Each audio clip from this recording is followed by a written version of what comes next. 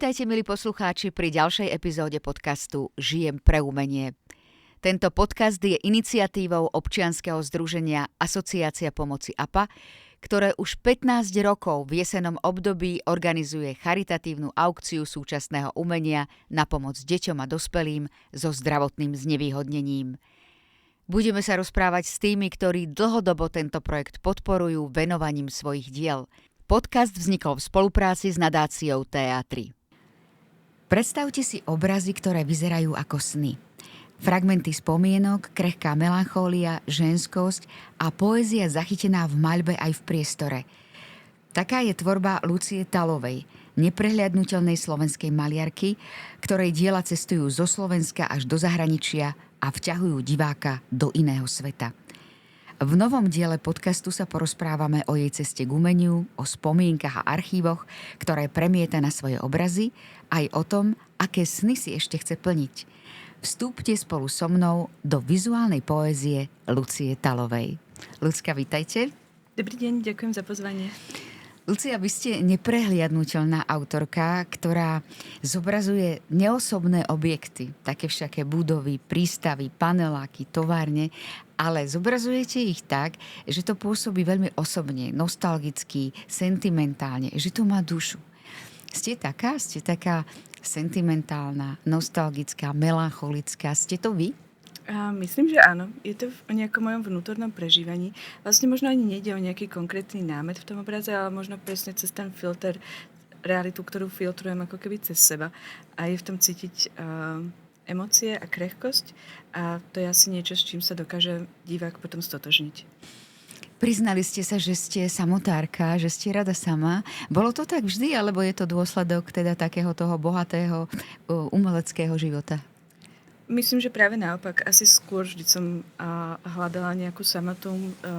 Pamätám si z rozprávania rodičov, že vždycky mi stačilo si dať niekde nejaký papier a ceruzky a bol v podstate kľud. Nikdy som sa nedožadovala nejakej detskej spoločnosti. Potom sa to tak nejako so mnou tiahlo asi aj ďalej a doteraz je pre mňa asi najprirodzenejšie byť sama a práve práca v ateliéri mi tento priestor umožňuje. Bola tá vaša cesta k vášmu maľovaniu priamočiara? Kde sa to začalo všetko? Túžila som byť veľká maliarka asi od detstva. Skúšala som chodiť na klavír, to teda nevyšlo, hudobný talent nemám vôbec, aj keby som si to veľmi prijala. A celkom som ešte bojovala hlavne s mojou mamou, ktorá teda ma chcela presvedčiť, aby som išla na gymnázium a ja som mala taký pocit, že si musím vybojovať tú šupku. To sa mi nakoniec podarilo, takže myslím, že od tých nejakých 14 alebo 15 rokov bola tá trajektória celkom jasná. Tá šupka už teda bol umelecký smer, ale nebolo to, čo robíte, ako nebolo to maliarstvo. Čo to bolo na šupke? A na šupke som paradoxne študovala kameňosochárstvo. Teraz sa ako keby v nejakých presahoch mimo médium malby vraciam možno aj práve k tej soche. Venujem sa v súčasnosti objektovej tvorbe, inštalácií alebo kolážam. A čo vás teda nasmerovalo z tej kamenno-sochárskej tvorby k tej maliarskej? A to už potom bolo celkom také jasné, že aj keď som si uvedomila práce, ktoré si robím sama pre seba do šuflíka, bolo to vždycky o maliarskom médiu a to rozhodnutie ísť na maľbu bolo veľmi za mňa jednoduché. Vôbec som nerozmýšľala ani nad žiadnym iným oborom. Maľba. Ale tá vaša maľba je taká veľmi, veľmi špecifická. Ako keby to bol taký váš koncept, že chýbajú mi tam ľudia. Je to také veľké a naozaj také trošku smutné a možno aj trošku také, ako keď má človek depku a pozerá sa na tie vaše obrazy, tak sa mu tá depka môže trošku ešte ako keby aj prehlbiť, ale ľudia sú zvyknutí niektorí mať depku a niektorým sa to dokonca aj páči, podľa mňa. Takže je mi jasné, že mnohým sa páčia aj vaše obrazy. A možno, že nejde až tak o smútok, práve je to skôr tá melancholia. To je nejaký taký ten pocit, keď je človek možno trošku smutný, ale je, ako ste povedali, je rád, že je smutný. Je to také zvláštne súznenie, je to stav, ktorý mám hrozne rada, je to možno aj presne nejaké nastavenie, to, čo ja vyhľadávam v literatúre alebo potom v hudbe a prenáša sa to aj do mojich obrazov. Vy ste prišli oblečená v čiernom, zrejme to je taká vaša farba, ale pre mňa tá čierna nie je ani smutočná. Pre mňa tá čierna je taká dramatická farba, taká veľmi, veľmi taká plná. Za tou čiernou je ako keby drama. Bolo to vždy tak u vás, že ste proste išli hneď, na prvú ste išli s tou čiernou, alebo je to teda výsledok nejakého vývoja, že ste možno malovali aj nejakou ružovou, bledomodrou alebo inými výraznými farbami? Tak bol to proces a práve naopak, tej čiernej som sa dostávala celkom, mám pocit, dlho a začala som presne nejakými jemnými pastelovými tónami, väčšinou nejakej jemnej pudrovej, ružovej. Sranda, že ste to tak hneď ste to trafili. Vlastne moja prvá farebnosť, alebo možno moje prvé malby mali nejakú stíšenú farebnosť, ale práve na opačnej strane toho spektra, čiže boli veľmi presvetlené, veľmi, veľmi ľahké, veľmi vzdušné. Táto atmosféra určitým spôsobom zostala a možno k takej úplne temnej monochromatickosti som sa dostala časom zvlášť kvôli môjmu obľúbenému maliarskému materiálu, ktorý je čierny tuš. No, ja teda nepoznám detailne vašu tvorbu, ale tí, ktorí ju poznajú, hovoria, že má jedno spoločné a to je tam vlastne tá atmosféra. Taká tá atmosféra, taká tá melancholická, nostalgická, ktorá je v tých obrazoch. Takže už je to koncept, ktorému ste teda verná. Je to taká kontinuita v tej vašej tvorbe, alebo sú aj také obdobia, o ktorých možno až tak nevieme, ale že si tak potichu si skúšate a robíte aj niečo iné? Stále mám v ateliéri nachystané úplne všetky farby. Keď to na mňa príde, som pripravená, môžem hocikedy začať malovať farebne. A sama som zvedavá, ako dlho mi to bude trvať, kým sa táto téma vo mne nejakým spôsobom vyčerpá, alebo tá farebnosť, kým ma prestane baviť. Ale možno presne je to niečo, do čoho snažím sa pracovať veľmi autenticky a prirodzene. Nesnažím sa do ničoho siliť. Takže vás nikto nezlomí na farebný obraz? Možno sama sa zlomím časom, ale čakám a ešte to neprišlo. Keď príde kurátor nejakej medzinárodnej výstavy tak a povie, že chcem farebné, tak čo? Nedáte sa zlomiť. Zostávate verná svojmu konceptu. Pošlem ho za inými výbornými slovenskými umelcami. Luci, ale mne sa páči, že vy ste teda neboli len maliarkou. Keď som si čítala váš životopis, tak keď ste skončili školu, tak ste sa prihlásili na úrad práce. Aha. Inak to je pekná historka. Ak môžete, tak nám ju zopakujte. Ja už si to ani nepamätám, ale to ste ako ste sa vás pýtali, že čo ste, a vy ste povedali, že ste maliarka. To už si nepamätám, ale pamätám si, že moje úplne prvé zamestnanie, a skutočné zamestnanie, ako moja mama hovorí, skutočná práca, bolo v knihkupectve Ex Libris, ktoré vtedy sídlilo v Slovenskej národnej galérii. Teraz už všetci vieme, že bohužiaľ už tam nie je. A bola to práca snov, v podstate na veľmi malý úväzok, na taký úplne čiastočný a bola som z toho úplne nadšená, lebo knihy sú moja ďalšia vášeň a presne mi to dodávalo ako keby v ateliéri aj taký nejaký dobrý rytmus, že boli dni, kedy som mohla byť od rána do večera iba v ateliéri a potom boli dni, kedy som bola v knihkupectve. Tým som si možno aj kompenzovala nejakú tú samotu, že boli dni, kedy som bola úplne sama a potom boli dni, ktoré boli teda naplnené stretnutiami a rozhovormi pri knihách v Slovenskej národnej galérii. A túto prácu som zbožňovala a naozaj som z nej odišla až v momente, keď už som vôbec nestíhala a vedela som, že musím naozaj viacej cestovať aj kvôli príprave výstav a podobne. A vlastne som zistila, že namiesto toho, aby som im pomáhala, že som pre nich úplná záťaž a všetci moji bývalí kolegovia sa hrozne často museli striedať, aby si namiesto mňa brali nejaké služby v tom knihkupectve, až som potom teda pochopila, že aj keď nerada, tak musím túto moju prácu snov opustiť. A bola to taká sociálna práca, pretože tam ste boli stále v kontakte s ľuďmi.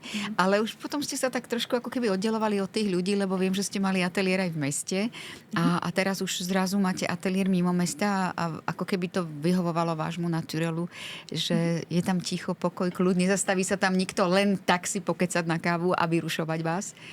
Čiže už iba ohlásené návštevy. To je výhoda aj nevýhoda. A predtým som mala ateliér na Školskej, ten som zbožňovala, ale developeri mali iné plány s tou areou, teda s tou oblasťou, takže môj pôvodný ateliér zbúrali. A teraz sa nachádzam v malej dedinke pri Bratislave. Som na to hrozne pyšná. Je to prvý ateliér, ktorý naozaj vlastním. Vždycky predtým som bola iba v podnajme a vždycky som sa musela vysťahovať za nejakých dramatických okolností alebo nejako neplánovanie a je to strašné, zvlášť keď vám niekto oznámi nejaký termín vysťahovania a vy viete, že máte odovzdať 3 výstavy a nemáte priestor, tak som sa rozhodla, že už som veľká, dospelá, že už budem mať svoj vlastný ateliér a podarilo sa. Možno, že ani nebol nejakým môjim pôvodným zámerom odísť z Bratislavy. Asi som si nikdy nepredstavovala samu seba ako niekoho, kto... Vy ste Bratislavčanka? Áno, z Ružinova. A asi som si nepredstavovala, že budem žiť na dedine, ale vlastne hneď prvý moment, keď sme boli ten domček pozrieť a keď som videla na konci záhrady starý sochársky ateliér, tak to bolo to úplne jasné. Hneď som cítila aj genius loci toho priestoru a hneď som vedela, že to bude ono. Som taká prekvapená, keď hovoríte domček, lebo ja som si predstavovala váš ateliér a zrejme to tak aj bude niečo obrovské, možno nejakú továrenskú halu. To by bolo super. Zatiaľ nie. Je to ateliér, ktorý má asi 100 metrov štvorcových, má vysoké 4-metrové stropy, mám prvýkrát nádherné, vysoké dvojkrídlové dvere, čo mi strašne vyhovuje. Vlastne na tie dvere som najviac pyšná, lebo predtým som mala vždy malé dvere a aj keď to možno znie banálne, tak pre mňa to bol zásadný problém, lebo vždy, keď som stiahovala veľký formát, tak som musela zrolovať plátno. Ľudská, konečne je tu priestor povedať našim poslucháčom, že vy robíte obrovské plátna, ktoré teda samozrejme sú nepraktické, ale sú krásne a ktoré milujú tí, ktorí proste majú radi veľké obrazy. A možno naozaj teraz opäť vyzvem našich poslucháčov a inšpirujem k tomu, aby si teda vás dali do vyhľadávača vašu tvorbu, pozreli si vaše obrazy, aby videli tie obrovské čierno-biele, krásne, proste veľké obrazy, ktoré majú tú sentimentálnu, nostalgickú atmosféru a aby sa možno tým tak trošku inšpirovali. Budem len rada. Možno, že práve moje malby, alebo celkovo malba je zážitok, ktorý treba určite zdieľať naživo. Takže možno aj tie obrazy, že na prvýkrát vám to úplne nedojde, keď to vidíte na fotke presne na nejakom internete. Že sú to formáty, ktoré majú 2x3 metre, 3x5 metrov, alebo aktuálne. Máte teda rebrík aj na rebríku všetko? Mám rebrík, túžim po plošine. To bude ďalší krok, keď budem ešte väčšia a ešte profesionálnejšia umelkyňa. A zatiaľ mám rebrík, paradoxne sa vlastne mám aj strašný strach z výšok, aj z rebríkov, takže... Tá plošina by bola lepšie, to by bolo bezpečnejšie. Vypýtam si na nejaké narodeniny. A teda pri tomu tušu zostávate stále verná, aj keď ste povedali, že niečo je vo vašom ateliéri, aj tie farby. A keď máte chuť tak ako svičnúť, nerobíte nejaké miniatúry? Práve, že keď mám chuť svičnúť, tak mám na to celkom dobrú stratégiu. Ja som sa už dávnejšie rozhodla, že sa nechcem obmedzovať iba na jednu techniku, na maľbu a robím ako keby také presahy mimo maľby, ktoré začali veľmi prirodzene, veľmi jednoducho. Mojou vášňou sú staré fotografie, staré knihy, staré pohľadnice, ktoré dlhodobo zbieram a také úplne prvé ako keby nejaké výstupy mimo klasickú maľbu boli presne nejaké jemné intervencie tušovou maľbou do starých čierno-bielých fotografií a tieto maliarské zásahy postupne naberali stále väčší objem, čiže tie koláže boli stále hmotnejšie, plastickejšie, až sa z nich stali také ako keby možno nejaké 3D koláže alebo asambláže. Z týchto bol možno taký malý krôčik potom k objektovej tvorbe a k nejakým väčším inštaláciám. Ale poďme k týmto kolážam. Teda vlastne vy ste si kúpili niekde a zrejme už máte aj zdroj alebo nejaký archív takých starých fotografií. Viem, že boli svadobné, že to vás tak lákalo. Prečo práve taká téma svadba? Svadobné kabinetky väčšinou z konca 19. storočia a začiatku 20. storočia som začala zbierať veľmi intuitívne, veľmi dávno ešte predtým, aby som mala nejaké úmysly použiť ich naozaj ako obžektrúvé materiál v mojej autorskej tvorbe. Zbierala som ich ako zberateľ, ako milovník starých vecí. A ani neviem, prečo som sa fokusovala presne iba týmto smerom. Až potom jedného dňa som to priniesla do ateliéru, kde som si ich všetky rozložila a začalo mi to dávať aj nejaký vizuálny zmysel. A mala som pocit, že by to mohla byť silná a ucelená séria, možno nejaké telo novej tvorby. Sama som ešte naozaj nevedela, ako to použiť, preto vlastne tie prvé zásahy boli veľmi také opatrné, a väčšinou iba maliarské. Počkajte, zásahy, aby sme si nepredstavovali, že to nejako trháte, šklbete. Teraz už aj áno. Áno? Teraz už áno.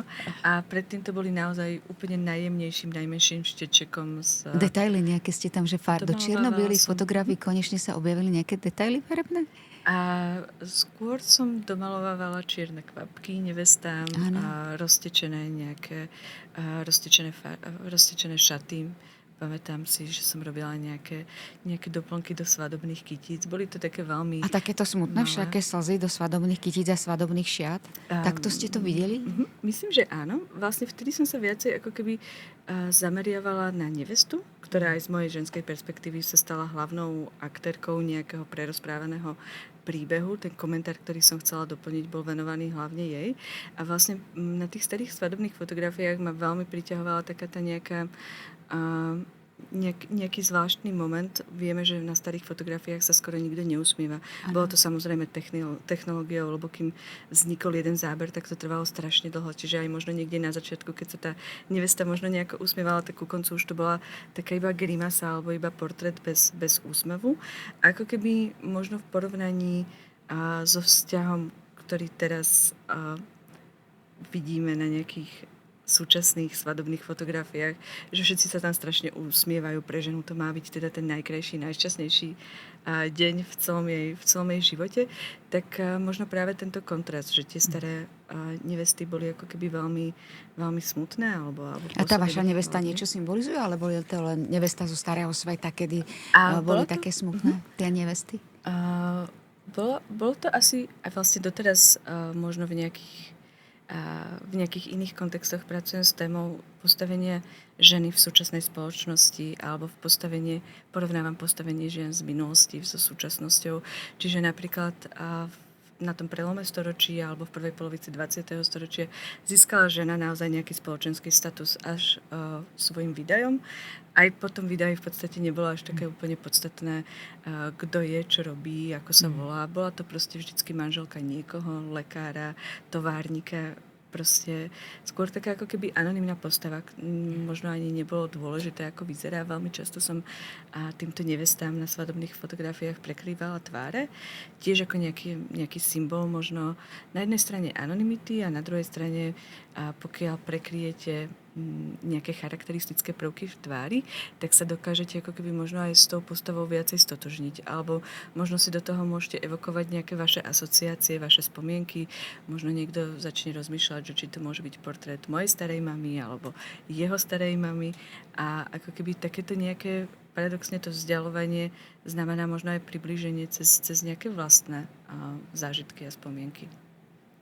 A ten svet, ženský svet vás zaujíma aj teraz a postavenie ženy v súčasnom svete? Aj to nejako riešite vo svojej tvorbe? Myslím si, že ženský aspekt je zásadný doteraz v mojej tvorbe.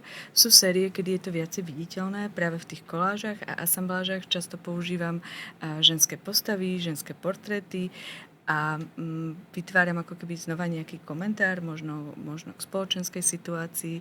A aktuálne mám tému s názvom Krehkosť kariatid, kde sú ako keby ženské postavy zakomponované do nejakých ruín architektúry, snažia sa balansovať medzi nejakými naklonenými stĺpami, ktoré evidentne sa zrútia k zemi a majú nejakú porušenú statiku, ale tie ženské tela sa to snažia hrozne statočne zo všetkých síl udržať na svojich ramenách a nesú váhu ako keby celej tej architektúry rovnako ako ju kariatidy niesli v antických chrámoch. A je to taký symbol možno ženy ako podpory, ktorá sa snaží balansovať všetko naraz. Všetky záťaže a všetky očakávania, ktoré na ňu kladne spoločnosť. A v jednom momente sa musí postarať o domácnosť, o rodinu, musí mysleť na svoju kariéru a ešte musí byť dokonalá a nádherná v každom okamihu svojho dňa. A to je vlastne niekedy hrozne vyčerpávajúce a možno aj preto sa tá stavba rúca, možno aj preto sú to iba ruiny, že sú to systémy, na ktorých asi sa nedá úplne staviať dlhodobo. A tá žena je hrozne statočná a stále proste drží. A toto je taká vaša podpora ako žien na celom svete? Ja to tak cítim. Ktoré toto musia zvládať, takúto svoju úlohu vlastne aj matky, aj manželky, a ešte si chcú vlastne ísť aj za svojimi túžbami a ešte chcú aj pracovať a realizovať si svoje ciele pracovné, méty. A musia byť dokonalé a musia chudnúť a všetko je to strašne náročné. Takže toto je takisto vaša téma. A stretávate sa s tou ako keby nevyváženou pozíciou ženy a muža, ženy voči mužovi v rámci svojej kariéry? Ako je to v tom profesionálnom svete výtvarného umenia na tých výstavách? Je to tam vyvážené muži a ženy, alebo ešte stále teda muži, to mužské umenie, mužskí tvorcovia, autori prevažujú? Áno, tak ešte stále nežijeme v rovnej spoločnosti. Myslím si, že to nie je iba v mojej oblasti, ale aj v mnohých iných. A stále máme potrebu dodať, že ženská autorka alebo ženská umelkyňa, pokiaľ hovoríme o Picassovi, nikto nepovie, že Picasso bol mužský umelec, ale pokiaľ hovoríme napríklad o Louise Bourgeois, tak je tam stále ako keby ten prívlastok ženská autorka. Možno v nejakom Chcela by som veriť tomu, že v súčasnom profesionálnom prostredí sa to trochu zlepšuje. Súčasní kurátori, akvizitori zbierok dávajú naozaj pozor na to, aby bola rodovo vyvážená buď účasť na rôznych výstavách, alebo sa spláca pomyselný dlh a teraz sa postupne dokupujú akvizície aj starších, aj súčasných autoriek, nielen zo západného sveta, alebo toho umeleckého centra, ale aj z nejakých marginalizovaných, vzdialených oblastí. Takže v tomto sa dá povedať, že ten umelecký svet, súčasná scéna začína byť na to oveľa viac citlivá, čo je dobré. Je to vlastne aj možno ten jazyk, ktorý sa postupne tiež citlivuje. Ja som proste, prepáčte. Vráti si vetu, súčasná scéna začína byť citlivejšia na to. Súčasná scéna začína byť viac citlivá presne k otázkam, ktoré sa týkajú rovnej pozície a zastupovania ženských autorkách v jej zbierkach. Vy dobre poznáte tú súčasnú scénu výtvarnú, pretože máte veľa výstav, máte veľa stáží, veľa rezidencií. Ale na začiatku to nebolo tak, pretože vy ste sa priznali, že ste taký domaset a že to vycestovávanie na začiatku bolo pre vás veľmi náročné, že ste nechceli opustiť tú svoju komfortnú zónu. Myslím, že stále to platí do istej miery a to je možno presne to uvedomenie si, že tie najlepšie veci vznikajú, ako sa to stále hovorí a píše všade, že najlepšie veci vznikajú mimo komfortnej zóny. A u mňa to platí rovnako. Mám pocit, že po každej umeleckej rezidencii alebo po každom dlhšom pobyte v zahraničí som dokázala svoju tvorbu posunúť o kúsok ďalej. Niekedy je to práve inšpiratívnym prostredím, niekedy je to možno vďaka rozhovorom a stretnutiam so zaujímavými ľuďmi a s komunitou, ktorá funguje v rámci tej rezidencii. A niekedy je to prozaickejšie, sú tam veľmi dobré brokanty a bošáky, ako napríklad v Paríži. A ja viem, že si odtiaľ prinesiem hrozne veľa úlovkov, ktoré potom môžem spätne použiť vo svojom domovskom ateliéri v tvorbe. Ale veľakrát je to najmä kvôli tomu, že zažívam niečo nové. A možno, že presne nie som ten typ, ktorý to má vo svojom nejakom prírodzenom natureli. Je to pre mňa vždycky trošku zložité niekde prísť, prekonávať sa, zoznamovať sa s novými ľuďmi, vždycky cítim nepohodlie. Som aj introvertný typ, takže vždycky je to pre mňa vlastne hrozný stres niekam prísť do cudzieho prostredia, ale potom ako keby ten zážitok z tej zmeny je to, čo mi najviac pomáha. No ale máte tam aj inšpiratívne témy veľké. Ja som videla parížskú nejakú takú sériu tých koláží alebo grafík. Koláži. To vzniklo presne počas rezidentského pobytu v Cité International des Arts v Paríži. A myslím, že to bol rok 2020.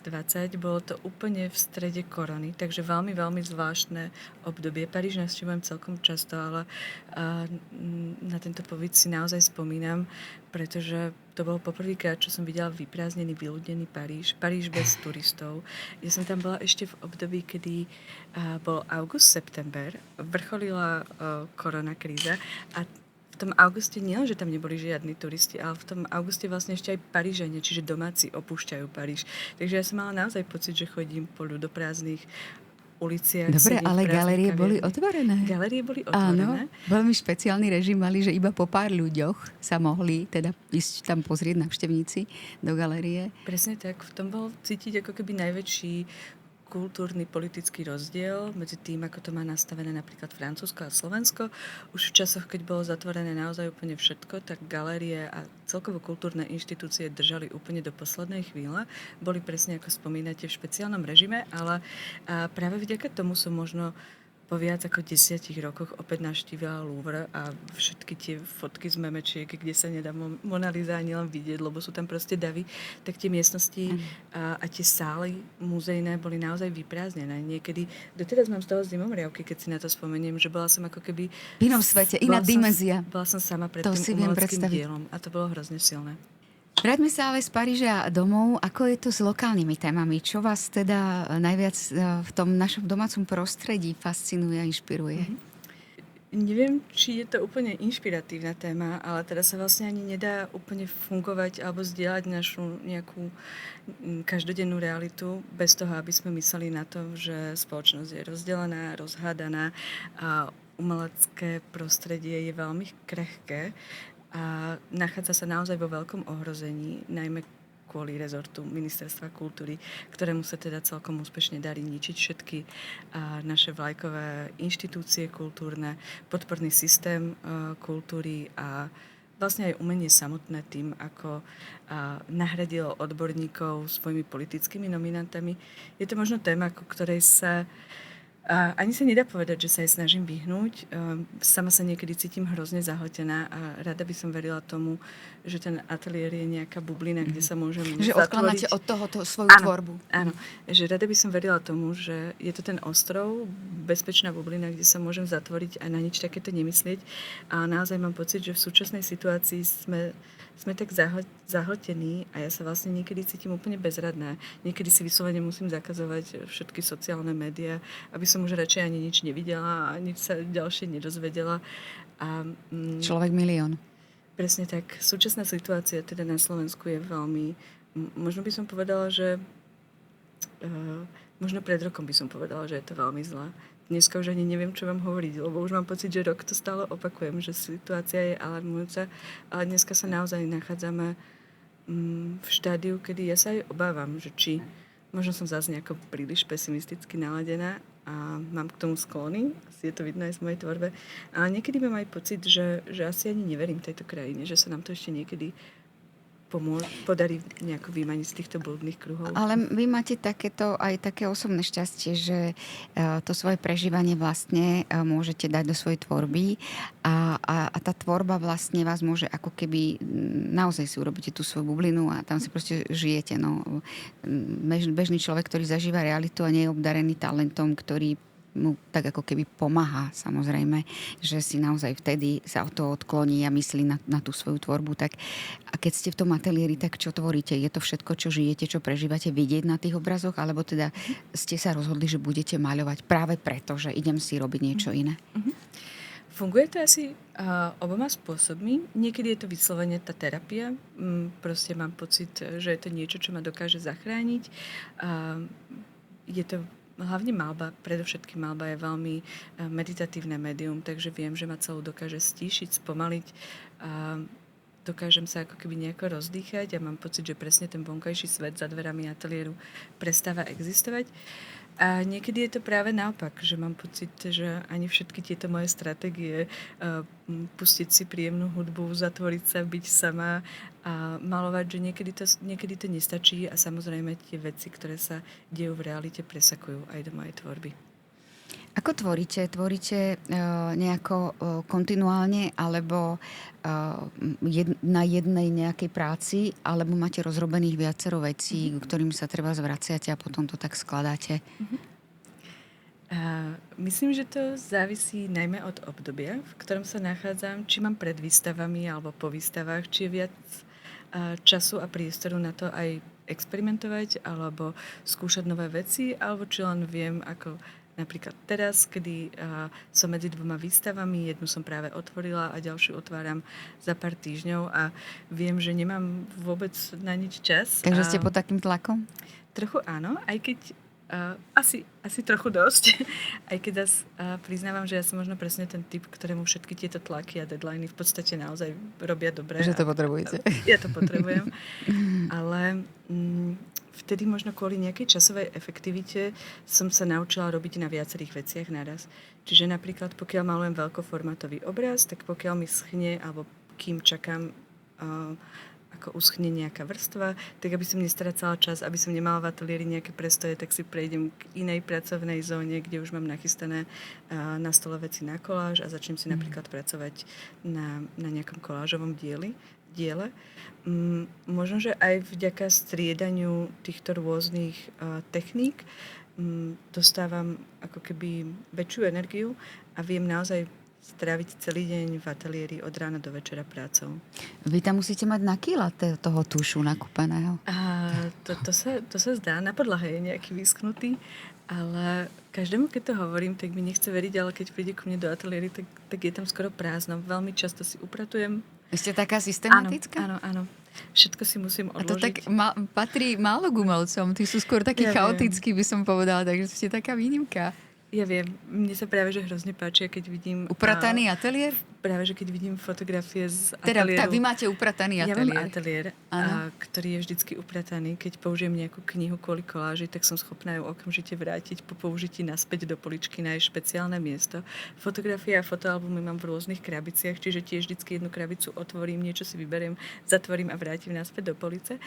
Ale fascinujú ma pohľady do ateliérov umelcov, ako bol Francis Bacon, ktorý proste celá tá špina a všetky tie použité špinavé handry a špinavé zaschnuté štece a zvyšky farieb sa tam váľajú po podlahe všade okolo neho. Mne sa to strašne páči. A ja by som po niečom takom by som aj túžila v skryte duše, ale viem, že všetky moje mentálne nastavenia mi to proste nedovolí. Že to proste nie je vo vás. Tak. To máte svoje limity. Viete oddeliť prácu od osobného života, od takého relaxu? Vôbec nie. Alebo relaxujete pri práci? Vlastne, pokiaľ sa venujete niečomu ako umenie, čo asi poznáte, je presne... To zákerné na tom je to, že je to zároveň práca, zároveň zmysel života, koníček a všetko dokopy. Takže v podstate tie hranice medzi nejakým osobným priestorom, voľným časom a prácou vôbec neexistujú. Ja som môj partner je zároveň galerista, takže je to majiteľ galerie Tomáš Umrian Contemporary, ktorá ma aj zastupuje.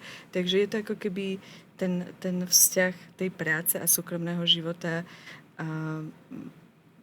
nemá absolútne žiadne hranice, žiadne mantinely, čo asi není zdravé, už to začínam aj cítiť na sebe, ale nemáme vlastne vôbec žiadne hranice. Mám pocit, že tá práca nikdy nekončí. No ale vy sa aspoň máte stále o čom rozprávať. To je pravda. Ešte aj v noci, keď prídem z ateliéru domov, tak do noci sa vlastne rozprávame zase iba o umení, o tvorbe a o nejakých ďalších výstavných projektoch. Luci, zaujímajú ma tie inštalácie. Mne sa to tak páči. Proste ja keď idem do galérie, tak vyhľadávam tie inštalácie. Je to také, mám pocit, že je to 3D. Že to má ako keby o jeden rozmer ešte naviac. Myslím, že to bol presne asi aj hlavný dôvod, prečo som sa rozhodla vykročiť týmto smerom. Už keď som pochopila, že to telo tvorby ako keby nie je zložené iba z maliarského média, ale aj z koláží, objektov a nejakých asambláží. Vedela som, že musím nájsť spôsob, ako ich nainštalovať v nejakom výstavnom celku tak, aby dávali zmysel, tak aby aj veľkoformátové malby, ale aj veľmi komorné, intimné, malé práce, napríklad s rozmermi fotografie, ktorá má 9x13 cm, vedeli v nejakom vzťahu fungovať spolu v jednom priestore. A to sa samozrejme nedá bez určitej architektúry výstavného priestoru.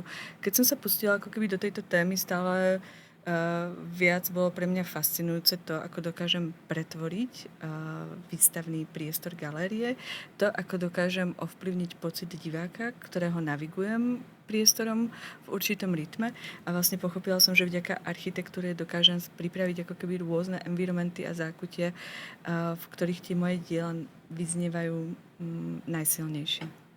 No ale to si potom neviem predstaviť, ako vy vnímate online výstavy, veď vy musíte trpieť.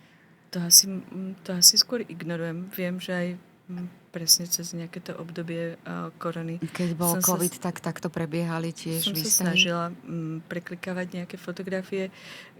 Pokiaľ naozaj nemám čas navštíviť výstavu osobne, tak aj to je určitý záznam. Aspoň mám predstavu, čo sa tam dialo. Ale naozaj verím tomu, že zvlášť v dnešnej digitálnej, pretechnizovanej dobe je presne umenie, vizuálne umenie a návšteva galérie ešte nejaký ten kontemplatívny moment, do ktorého môžeme vstúpiť, môžeme tam spomaliť čas. Je to ako keby nejaké vedomé prežívanie prítomného momentu. A presne kvôli tomu odporúčam všetkým ľuďom, aby naozaj nezanedbávali návštevu galérií, aby si išli osobne pozrieť. Lebo tiež som niekedy lenivá a viem, že je jednoduchšie si výstavu preklikať na facebookových fotkách, ale ten zážitok nie je ono. No povedzte mi, ako Slováci vnímajú práve takéto inštalácie, že máte teda nejakú výstavu, kde sú obrazy na stenách a uprostred sú nejaké inštalácie, nejaké divné, bizarné inštalácie. Mm, Je to asi o nejakom edukovanom publiku. Mám pocit, že možno na môj typ výstavy, alebo to ešte moje výstavy nie sú zďaleka také komplikované, alebo možno nejaký filozoficky náročné, ale sú určité výstavy, ktoré asi nezaujímajú úplne náhodného okolidúceho, náhodného návštevníka. Ani neverím tomu, že niekto, kto možno není trošku umelecky zdatný alebo podkutý v nejakej umenovednej teórii, že si k tomu nájde vzťah ľahko. Je to ako keby tá ďalšia vrstva. Možno aj samozrejme, umenie sa dá čítať vo viacerých rovinách. Možno nie každý návštevník prenikne do úplne každej vrstvy nejakého filozofického obsahu diel, ale stotožniť sa s niečím, čo je možno komplikovanejšie, čo nie je presne iba ten klasický závesný obraz na stene, ale musí ako keby dlhšie uvažovať alebo stráviť v tom priestore dlhší čas a venovať sa naozaj tomu, že prečo autor zvolil túto cestu, prečo mi tu postavil túto drevenú konštrukciu, tak vyžaduje si to trošku iný stupeň možno toho sústredenia. A nie každý návštevník je ochotný tomu venovať ten čas.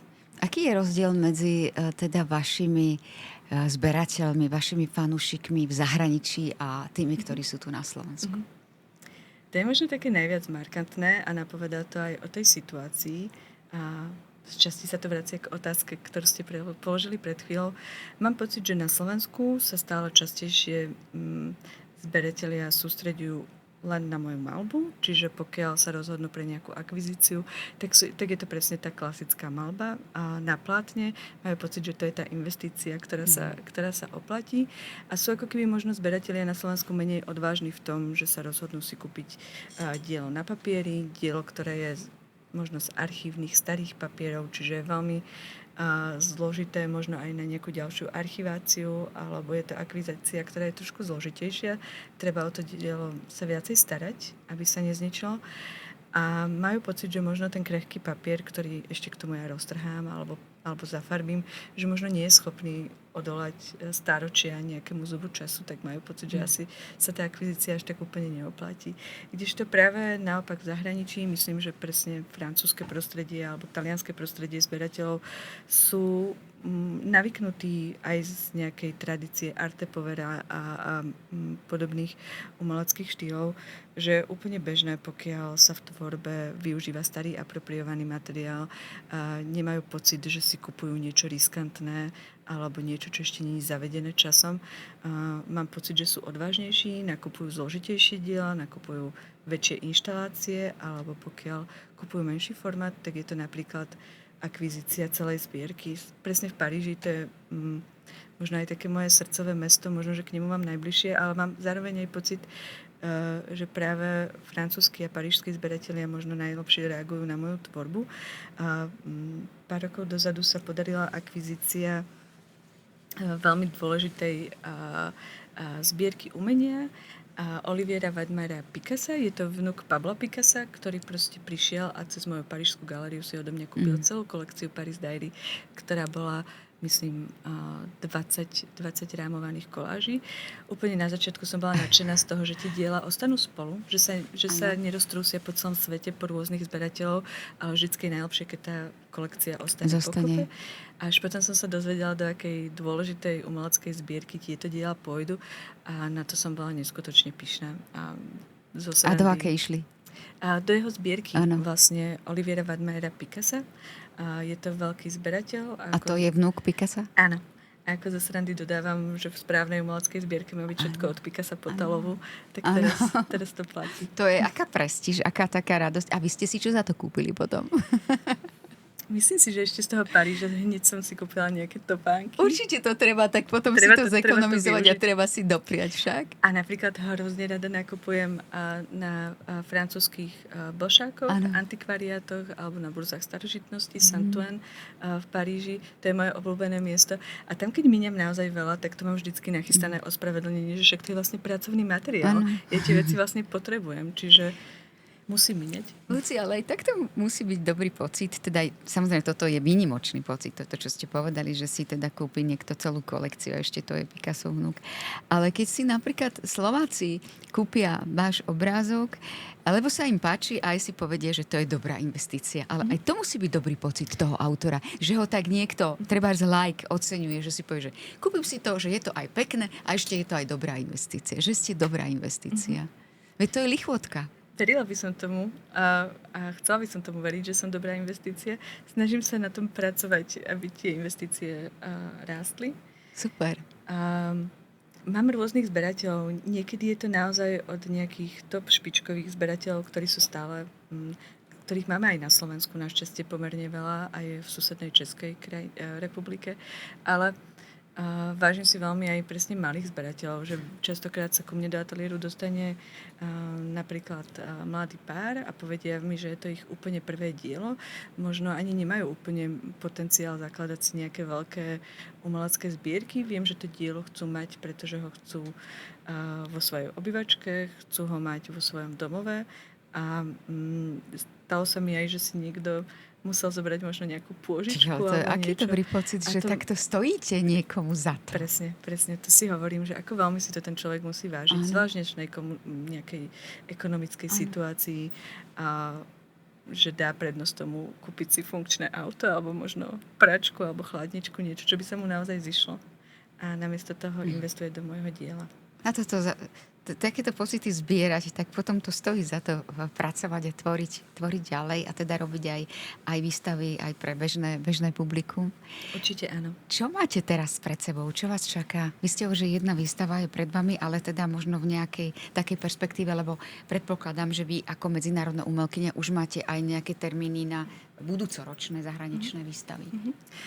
Tak nechcem sa úplne stresovať, ale myslím si, že už tam je 2027 a tuším, že aj 2028. To je niekedy strašidelné, že keď si takto pozriem na nejaký program nadchádzajúcich výstav, ja mám pocit, že ja si že ja si ani nemôžem zlomiť napríklad ruku, lebo mám pocit, že by som vypadla z nejakého pracovného rytmu, ktorý by som nevedela úplne jednoducho dobehnúť. V niečom je to záťaž a stres, v niečom je to samozrejme veľmi, veľmi motivujúce a udržiava ma to možno presne v nejakej tvorivej nálade. Teraz som otvorila veľkú výstavu v olomouckej galérii Telegraph Gallery a je to výstava s názvom Pršala bych si byť stvoržená z kamene. V anglickom názve I wish that I was made of stone. Je to výstava, ktorá presne začleňuje veľkoformátové malby. Mám tam malbu s rozmerom 3x6 metrov. Je tam architektonická priestorová inštalácia, koláže, asambláže a sochárska inštalácia. Je tam dokopy asi 70 diel a bolo to naozaj taký náročnejší projekt, ktorý som pripravovala od začiatku tohto roku. Niekoľko mesiacov, intenzívnych mesiacov, 2 mesiace som strávila aj na umeleckej rezidencii priamo v Olomouci, v Telegraph Gallery. A výstava sa otvorila 17.7. a potrvá do 6. novembra. Takže je to a to je zatiaľ najväčšia vaša výstava? Taká... Možno úplne nie na metre štvorcové. Ale na počet diel? Na počet diel a možno na tom, že je to jeden kompaktný, otvorený veľký priestor, čiže tie diela nie sú rozdelené napríklad na 2 poschodiach alebo v menších miestnostiach. A je to po dlhšom období taký projekt, s ktorým som naozaj spokojná. A to sa mi nestáva. A väčšinou mám pocit, že už hneď idem po vernisáži, by som polovicu tých vecí preinštalovala inak. Ale mám pocit, že naozaj v tejto výstave spolu s kurátorom Janom Kudrnom sa nám podarilo pripraviť správny výber diel a nejakú správnu konštaláciu. A s odstupom času minulý týždeň som sa tam zastavila a je to taký krehký pocit, ktorý úplne nepoznám, ale bola som spokojná. Ja som nečakala, že teda budete tak ako keby až trošku glorifikovať tú dôležitosť tej inštalácie, že my to tak vnímame, ako že obrazy sú niekde a možno takú tú dramaturgiu tých obrazov ja si to ani neuvedomujem, áno, že niekto to musí aj nejako vymyslieť, aby to na mňa zapôsobilo. Je to veľmi dôležitý prvok. To je vlastne ako, prepáčte, ak to môžem prirovnať, trebárs, to je ako v tej styling, v tej móde, áno, že si môžete vybrať nejaký super kostým, ale pokiaľ niekto ho nezasadí tam, kde má a nedoplní tak, ako má, tak je to nič. Tak sa to rozpadne, nefunguje to. Áno. Presne rovnako sa dá uvažovať aj o príprave výstavných projektov. Ja mám pocit, že sú to vždy také dve fázy. Pokiaľ to dielo vytváram sama vo svojom ateliéri, v tom bezpečí, v tej bubline, tak vtedy myslím hlavne na seba, na nejaké moje vnútorné prežívanie, na tie obsahy, ktoré sa snažím do toho diela vložiť. A potom nastáva tá druhá fáza, keď to umelecké dielo putuje na výstavu a vtedy sa snažím myslieť predovšetkým na toho diváka. Predstavujem si ho, ako sa telesne zohmotní v inštalácii a predstavujem si, aký je jeho kontakt s tými dielami. Vtedy je presne veľmi dôležité pripraviť to prostredie, aby tie diela mali silu ho osloviť. To znamená, že to na tej výstave to nie je len o obraze, ale aj o tom, ako je zakomponovaný do celkovej tej výstavy. A predovšetkým ide o zážitok diváka. Ľudská, ďakujeme veľmi pekne. Naozaj toto bol veľmi príjemný rozhovor. Ja mám z toho veľmi dobrý pocit. Neviem, ako vy.